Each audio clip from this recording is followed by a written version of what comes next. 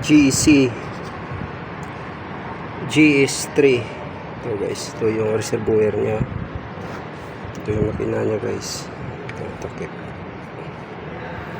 yan, 200 turbo. Yan siya, GC 200 turbo. Ito yung filter nya, dito nakalagay yung filter, yung battery, ito vacuum pump sa preno, ito yung turbo, oxygen sensor, dito yung intake nya guys, ito yung throttle body nya sa ilalim,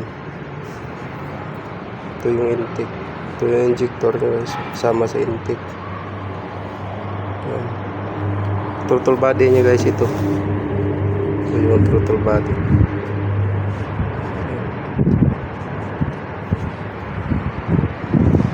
Diyan sa baba yung throttle body.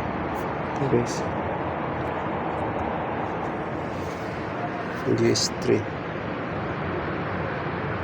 Ito dipstick, coolant, sa kanya, yung sa coolant, ito yung sa wiper washer.